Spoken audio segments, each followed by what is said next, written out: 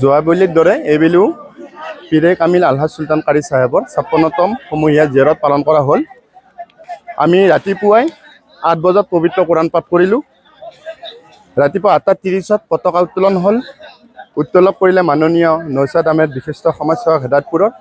দিনৰ ১২ বজাত মিলাদ লগতে জিয়াৰত হ'ল। দিনৰ ১ বজাত আমি মুকলি সভাখন আৰম্ভ কৰিলোঁ। সভাপতি মাননীয় আলহাজ গফুৰ আলী চাহেবৰ নেতৃত্বত। আমাৰ মুখ্য অতিথি হিচাপে মাতিছিলোঁ আমি মাননীয় মতলেবুদ্দিন আহমেদ। নিৰ্দিষ্ট বক্তা থাকিল মাননীয় হাফিজ কাৰী মৌলানা মহম্মদ আব্দুল ৰহমান ৰাজা, শিক্ষক বৰদলগুৰি আহলে সুন্নত। বিশিষ্ট অতিথি মাননীয় মৌলানা আছাদুল্লাহ হক ৰেজবি আৰু আমাৰ এই জিয়াৰত পৰিচালনা সমিতিৰ উদীয়মান যুৱক, আমাৰ এই সমিতিখনৰ সাধাৰণ সম্পাদক ৰেকিবুদ্দিন আহমেদ ডাঙৰীয়াৰ নেতৃত্বত আজি ইমান বিশাল মানুহৰে ভৰপূৰ কৰি আমি এই জিয়াৰতখন পালন কৰিবলৈ সমৰ্থবান হৈছোঁ।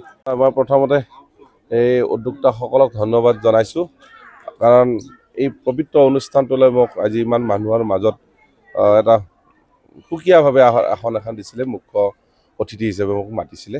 গতিকে মই কৰ্মব্যস্ততাৰ মাজতে ৰাইজৰ মাজত আহি নিশ্চয় তেখেতসকলৰ লগত মই দোৱা কৰিলোঁ আৰু নিশ্চয় সমাজখনৰ কথা বতৰা পাতি ভাল লাগিলে।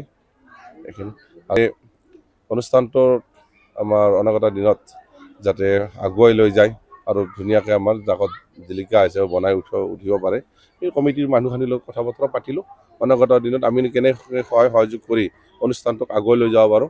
আৰু আমি সকলো ধৰ্ম বৰ্ণ নিৰ্বিশেষে ইয়াত উপস্থিত আছে মানুহ, আৰু সকলোৰ লগতে আমি একেধৰণে কথা পাতোঁ আৰু সেই অনুযায়ী সকলোৰে মংগল হোৱাটো আমাৰ কামনা, সকলো অঞ্চলৰে উন্নতি হোৱাটো কামনা।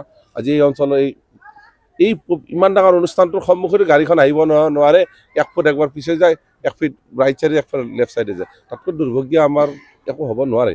গতিকে এইবিলাক এটা পৰিঘটনা বুলি নহয়, এইবিলাক বাস্তৱ ঘটনা। গতিকে যিয়ে নহওক, মই সকলো ডেকা বন্ধুকে আৰু সকলো মানুহকে মই আহ্বান জনাইছোঁ যাতে অনাগত দিনত আমাৰ মাজত উন্নয়নৰ ধাৰা এটা আমি বৈ লৈ যাব পাৰোঁ। এইখিনিয়ে মোৰ কামনা।